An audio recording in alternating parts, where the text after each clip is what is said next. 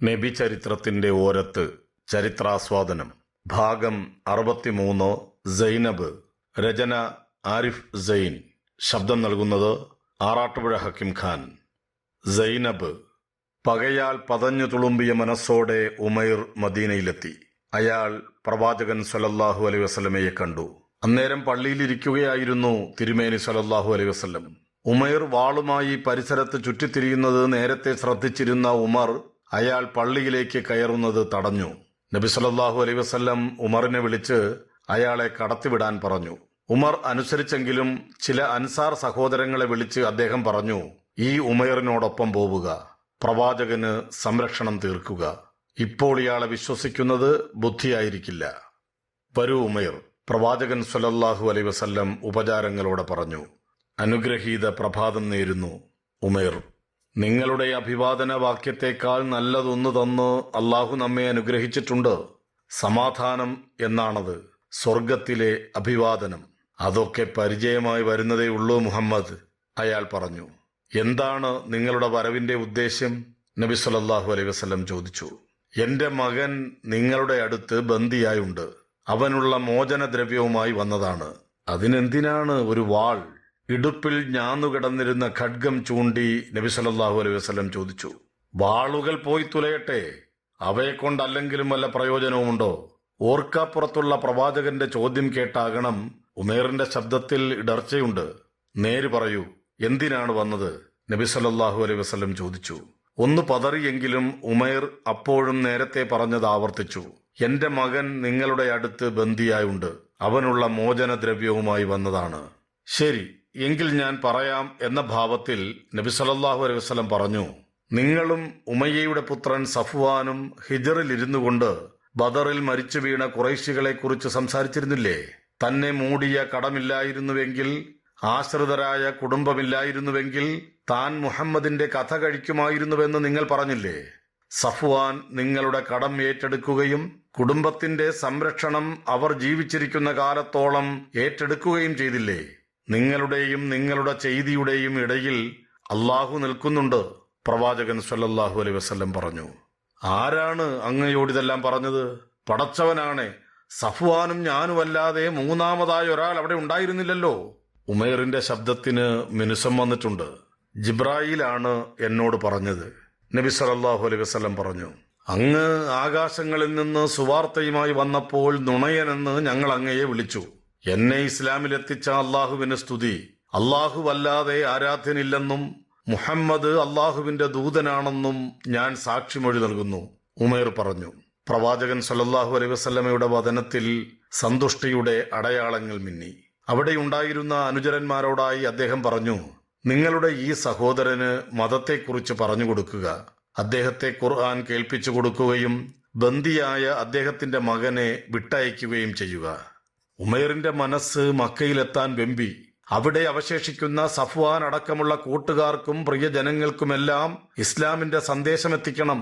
തന്റെ അനുഭവം അവരുമായി പങ്കുവെക്കണം. ഉമൈറിന്റെ മനസ്സിന്റെ നന്മ കണ്ട് നബി സല്ലല്ലാഹു അലൈഹി വസല്ലം അയാളെ പോകാൻ അനുവദിച്ചു. ഉയർന്ന പ്രതീക്ഷകളോടെ ഉമൈർ മക്കയിലെത്തി. സഫ്വാനെ പോയി കണ്ട് സംഭവിച്ചതെല്ലാം വിശദീകരിച്ചു. എന്നാൽ ഉമൈറിനോട് സംസാരിക്കാൻ പോലും സഫ്വാൻ കൂട്ടാക്കിയില്ല. അയാൾ കുലവഞ്ചകനാണെന്ന് സഫ്വാൻ പറഞ്ഞു.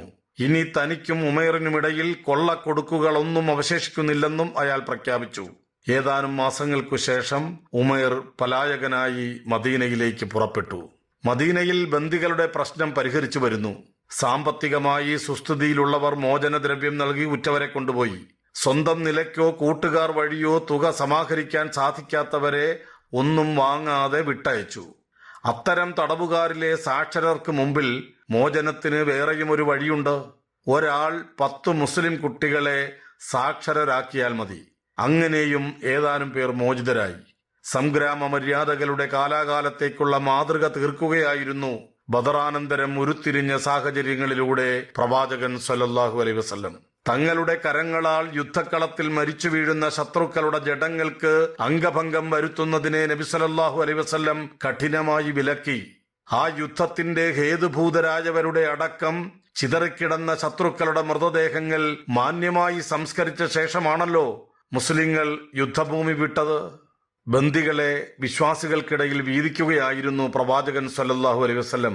എന്നിട്ടോ തടവുകാരുടെ ഓരോ കാര്യവും അവർ വേണം നോക്കാൻ. സ്നേഹാർദ്രമായ ഒരു വാക്കുപോലും ശ്വാസം പോലെ പ്രിയപ്പെട്ടതായി മാറുന്ന ചില നേരങ്ങളുണ്ടല്ലോ. അത്തരമൊരു സന്ദർഭത്തിലാണ് തടവുകാരോടൊപ്പം അവർ ഭക്ഷണം പങ്കിട്ടു കഴിച്ചത്. പലപ്പോഴും അവർ സ്വയം ഒരു കാരക്ക കൊണ്ട് തൃപ്തരായി ബാക്കി ഭക്ഷണം തങ്ങളുടെ മേൽനോട്ടത്തിലുള്ള തടവുകാരന് നീക്കിവെച്ചു. ശാത്രവത്തിലും ശാമനത്തിലും ഒരുപോലെ നിർഗളിച്ച കരുണയുടെ വറ്റാത്ത ഉറവ. പ്രവാചകപുത്രി സൈനബ് കൊടുത്തയച്ച മോചനദ്രവ്യം സ്വീകരിക്കാതെ തന്നെ വിട്ടയക്കപ്പെട്ട അവളുടെ ജീവിത പങ്കാളി അബുല്ലാസ് മക്കയിലെത്തി. പുനഃസമാഗമത്തിന്റെ ആശ്വാസം അധികം നീണ്ടു നിൽക്കാനുള്ളതല്ലെന്ന് സൈനബിനറിയാം. ഈ ലോകത്തിൽ വെച്ച് ഏറ്റവും താൻ കൊതിക്കുന്ന തണൽ തേടി മദീനയിൽ പോകണം. പിതൃസ്നേഹത്തിന്റെ ശീതളമായ തണലിൽ അഭയം തേടണം. അനിയത്തിമാരായ ഉമ്മു കുൽസൂമിനോടും ഫാത്തിമയോടും ഒപ്പം കഴിയണം. ദുർഘടമായ യാത്രയുടെ ക്ഷീണം തീർത്തതിനു ശേഷം സൈനബുമായി അബുൽ ആസ് സംസാരത്തിനിരുന്നു. പ്രവാചകന്റെ തീരുമാനം അയാൾ പത്നിയെ അറിയിച്ചു. സൈനബ്, പ്രിയപ്പെട്ടവളെ, നിനക്കെന്റെ സ്നേഹപ്പൂക്കൽ. ഈ ലോകത്തിൽ നിനക്കേറ്റവും പ്രിയപ്പെട്ട മുത്തുമാല നൽകി എന്നെ മോചിപ്പിക്കാൻ ശ്രമിച്ചവളാണ് നീ. പ്രിയപ്പെട്ടവളെ, നമുക്കിപ്പോൾ പിരിയേണ്ടിയിരിക്കുന്നു. താമസം വിന നിങ്ങളെ മദീനയിലെത്തിക്കണം എന്ന് ഉപ്പ എന്നോട് ആവശ്യപ്പെട്ടിട്ടുണ്ട്. നിങ്ങളെ കൂട്ടാനായി നിന്റെ സഹോദരൻ സയ്യിദ് വന്നെത്തും. പ്രാർത്ഥനാഭരിതമായ നിമിഷങ്ങൾ നിരവധി കടന്നുപോയി. അന്തരീക്ഷത്തെ ചൂടുന്നു നിന്ന കനം പൂണ്ട മൂകതയുടച്ചുകൊണ്ട് അബുൽ ആസിന്റെ ശബ്ദം പുറത്തു വന്നു. അദ്ദേഹത്തിന് ഞാൻ വാക്കുകൊടുത്തിട്ടുണ്ട്. കുഞ്ഞായ മകൾ ഉമാമ സൈനബിനോടൊപ്പം ഇരിക്കും. മകൻ അലി കുഞ്ഞിലെ മരണപ്പെട്ടിരുന്നുവല്ലോ. മൂന്നാമതൊരു കുഞ്ഞിനെ പ്രതീക്ഷിച്ചിരിക്കുകയാണിപ്പോൾ സൈനബ്. യാത്രയ്ക്കുള്ള ഒരുക്കങ്ങൾ പൂർത്തിയായി. അബുൽ ആസ് പോകുന്നില്ല. അയാളുടെ മനസ്സിൽ മറ്റെന്തോ പദ്ധതിയുണ്ടെന്ന് തോന്നുന്നു. പകരം അയാളുടെ സഹോദരൻ കിനാനയായിരിക്കും സൈനബിന് പാതി വഴി വരെ തുണ പോവുക. ബാക്കി യാത്ര യജ്ജ് താഴ്വരയിൽ കാത്തിരിക്കുന്ന സയ്യിദിനോടൊപ്പം തുടരും. ഇരുൾ മുറ്റിയ രാവിന്റെ മറപറ്റിയാണ് യാത്ര. വളരെ വളരെ രഹസ്യവുമാണ്. എന്നാൽ സർവത്ര അരക്ഷിതാവസ്ഥയും ശോകവും വിഷാദവും തമ്മിലുള്ള വിശ്വാസമില്ലായ്മയും അടയിരുന്ന മക്കയിൽ ഇപ്പോൾ രഹസ്യങ്ങൾക്ക് പഴയ ബലവും ഉറപ്പുമില്ല.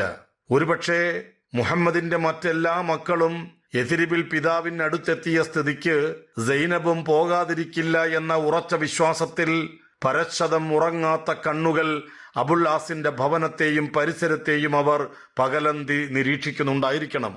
മക്കക്കാരെ മുഴുവൻ മാനക്കേടിന്റെ കയ്പ് കുടിപ്പിച്ച് സൈനബിന്റെ പിതാവ് പണ്ട് കടന്നുകളഞ്ഞ ദുരനുഭവം ഒരു പാഠവുമായിരുന്നല്ലോ. അവർ ഭയപ്പെട്ടതെന്തോ അതുതന്നെ സംഭവിച്ചിരിക്കുന്നു. സൈനബ് കഴിഞ്ഞ രാത്രി യഥിരിബിലേക്ക് പുറപ്പെട്ടിരിക്കുന്നു. കോപതാപങ്ങളാലും പ്രതികാരദാഹത്താലും തിളയ്ക്കുന്ന മക്കയുടെ അകത്തലങ്ങളിൽ ഇപ്പോൾ അതിനെക്കുറിച്ചാണ് ചർച്ച. കൂലങ്കഷമായ വിചാര വിമർശങ്ങളാൽ ആ പ്രഭാതം സജീവമായി. അവസാനം ഖുറൈശികളുടെ തീരുമാനം വന്നണഞ്ഞു. മറ്റെന്ത്? പിന്നാലെ പോയി പലായകരെ തിരികെ കൊണ്ടുവരിക തന്നെ. യാതൊരു വിട്ടുവീഴ്ചയ്ക്കും അവരില്ല. ജന്മം കൊണ്ട് സൈനബ് മുഹമ്മദിന്റെ മകളാണെങ്കിലും വിവാഹത്തിലൂടെ അവൾ ഇപ്പോൾ അബ്ദുശംസുകാരിയാണ്. എന്നും അവൾ ഒരു അബ്ദുശംസുകാരിയായിരിക്കുകയും ചെയ്യും. ബന്ധുക്കൾ ഉറച്ചു പറഞ്ഞു. പലായകരെ തേടി ഖുറൈശ് പുറപ്പെട്ടു. വൈകാതെ കണ്ടെത്തുകയും ചെയ്തു. അടുത്തെത്തിയപ്പോൾ കൂട്ടത്തിൽ നിന്ന് ഫിഹർ ഗോത്രജനായ ഹബ്ബാബ് എന്നൊരാൾ മുമ്പോട്ട് ചെന്ന് അവർ സഞ്ചരിച്ച ഒട്ടകത്തിന്റെ ഗതി തടഞ്ഞ് ഒട്ടകപ്പുറത്തെ വരന്റകത്തിലിരിക്കുകയായിരുന്ന സൈനബിനു നേരെ കുന്തമുന പിടിച്ചു. ഒന്നുമറിയാതെ ഉമാമ ഉമ്മയുടെ മടിയിലിരുന്ന് ചിണുങ്ങി. അപ്പോഴേക്കും ബാക്കിയുള്ളവരും അയാളുടെ പാർശ്വങ്ങളിലും പിന്നിലുമായി നിലയുറപ്പിച്ചിരുന്നു. ഇത്രയുമായപ്പോൾ ആപത് സൂചന മനസ്സിലാക്കിയ കിനാന ഒട്ടകപ്പുറത്തു നിന്നിറങ്ങി തന്റെ വില്ലഴിച്ചെടുത്ത് അവർക്ക് അഭിമുഖമായി മുട്ടുകുത്തി നിന്നു. തുടർന്ന് തോളിലെ ആവനാഴി അഴിച്ചെടുത്ത് അസ്ത്രങ്ങളെല്ലാം ഒന്നൊഴിയാതെ പൂഴിയിൽ കുടഞ്ഞിട്ടു. പിന്നെ അഭിമാനം വ്രണപ്പെട്ട അറബിയുടെ സഹജമായ വിപതി വീര്യത്തോടെ അയാൾ അലറി, കൂട്ടത്തിലാരായാലും മുമ്പോട്ട് വരിക. അതാരായാലും ഈ ശരങ്ങളിലൊന്ന് അയാളുടെ ശരീരം തുളയ്ക്കും. അയാൾ അമ്പെടുത്ത് ഞാണിൽ വെച്ച് കുലയേറ്റി അങ്ങനെ നിന്നു. ഗോത്രമുഖ്യർ പിന്നോട്ടടിച്ചു. അനന്തമായ മരുഭൂവിസ്തൃതിയിൽ കാലം നിശ്ചലം നിന്ന നിമിഷങ്ങൾക്ക് ജീവൻ വെച്ചത് അപ്പോഴേക്കും അവിടെയെത്തിയ അബ്ദുശംസിന്റെ മൂപ്പൻ അബൂ സുഫിയാൻ ഒട്ടകപ്പുറത്തുനിന്ന് ചാടിയിറങ്ങിയതോടെയാണ്. അയാൾ കിനാനയെ സമീപിച്ചു. 2-3 ആളുകളും അയാളോടൊപ്പം ചെന്ന് ഞാണിൽ തൊടുത്തുവെച്ച ശരം മാറ്റാൻ ആവശ്യപ്പെട്ടു. നമുക്ക് കൂടിയാലോചിച്ച് തീരുമാനിക്കാം, അയാൾ ഉറപ്പു നൽകി. കിനാന ഗോത്രമുഖ്യന്റെ വാക്ക് മുഖവിലക്കെടുത്തു. കിനാന, നമ്മുടെ തലയ്ക്കുമേൽ വന്നു ഭവിച്ചിരിക്കുന്ന കൂട്ട ദുരന്തത്തെക്കുറിച്ച് നിങ്ങൾക്ക് നന്നായി അറിയാമല്ലോ. അവയെല്ലാം മുഹമ്മദാണ് നമുക്ക് വരുത്തിവെച്ചത്.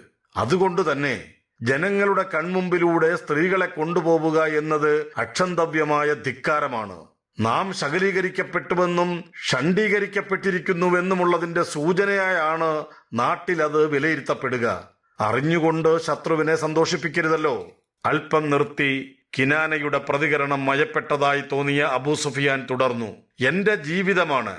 സൈനബിനെ സ്വന്തം പിതാവിൽ നിന്ന് മാറ്റി നിർത്തണം എന്നല്ല ഞാൻ പറഞ്ഞത്. അത് ഞങ്ങളുടെ പ്രതികാര വാഞ്ച ഒട്ടും തന്നെ ശമിപ്പിക്കുകയുമില്ല. അതിനാൽ ഇപ്പോൾ അവളെ തിരികെ മക്കയിലേക്ക് കൊണ്ടുപോവുക. നമ്മുടെ ശേഷിക്കുറവിനെ കുറിച്ചുള്ള ജനങ്ങളുടെ വായ്ത്താരി അവസാനിച്ചു കഴിഞ്ഞാൽ ഞങ്ങൾ അവളെ പിന്തുടർന്നുവെന്നും പിടികൂടി തിരികെ കൊണ്ടുവന്നു എന്നുമുള്ള വാർത്ത പട്ടണത്തിലും പ്രാന്തത്തിലുമുള്ള വീടുകളിൽ ഓരോന്നിലും പ്രചരിച്ചു കഴിഞ്ഞാൽ പിന്നെ ആരും കാണാതെയും അറിയാതെയും നിങ്ങൾ കൊണ്ടുപോയി അവളെ സ്വന്തം പിതാവിനെ ഏൽപ്പിക്കുക. അഭിപ്രായം കിനാനയ്ക്കും നന്നായി തോന്നി. പലായകരും ബന്ധുക്കളും ഒരുമിച്ച് മക്കയിലേക്കു തന്നെ മടങ്ങി. ഹബ്ബാബിന്റെ അന്നത്തെ ആ നാടകീയമായ കാട്ടിക്കൂട്ടലുകളിൽ ചകിതയായി പോയതുകൊണ്ടായിരിക്കാം വൈകാതെ സൈനബിന്റെ ഗർഭസ്ഥ ശിശുവിന്റെ തുടിപ്പ് നിലച്ചു. അലസിപ്പോയ ഗർഭത്തിന്റെ ശാരീരിക അവശതകളിൽ നിന്നും പിറക്കാതെ പോയ കുഞ്ഞിനെ പ്രതിയുള്ള വികാര വിഷാദങ്ങളിൽ നിന്നും അന്നത്തെ ദിവസത്തിന്റെ അനുഭവാഘാതത്തിൽ നിന്നും മുക്തയായതിനു ശേഷം ഒരിക്കൽ ഖുറൈശ് ആണും പെണ്ണും വലുതും ചെറുതും ബദറിന് പകരം വീട്ടാനായുള്ള ഒരുക്കങ്ങളിൽ മുഴുകിയ വേളയിൽ പതുക്കെ ഇരുളിന്റെ നിശബ്ദതയിലേക്ക് ഊർന്നിറങ്ങി മിന്നിത്തെളിയുന്ന നക്ഷത്ര വിളക്കുകൾക്ക് കീഴെ സൈനബിനെയും ഉമാമയെയും കൂട്ടി കിനാന പുറപ്പെട്ടു. മക്കയിൽ നിന്ന് ഏതാനും നാഴിക ദൂരം അവരെ അനുഗമിച്ചു. അവിടെ പ്രവാചകൻ സല്ലല്ലാഹു അലൈഹി വസല്ലമയുടെ നിർദ്ദേശപ്രകാരം നേരത്തെ മദീനയിൽ നിന്ന് പുറപ്പെട്ടിരുന്ന സൈനബിന്റെ സഹോദരൻ സയ്യിദ് അവരെ കാത്തു നിൽക്കുന്നുണ്ടായിരുന്നു. സാവധാനം യാത്ര ചെയ്ത് സുരക്ഷിതമായി മദീനയിൽ എത്തിച്ചേരുകയും ചെയ്തു. പ്രിയമുള്ളവരെ, നിങ്ങൾ ഇതുവരെ കേട്ടത് നബി ചരിത്രത്തിന്റെ ഓരത്ത് ചരിത്രാസ്വാദനം ഭാഗം 63 സൈനബ്. രചന ആരിഫ് സൈൻ. ശബ്ദം നൽകിയത് ആറാട്ടുപുഴ ഹക്കിം ഖാൻ. ഇൻഷാ അല്ലാഹ് തുടരും.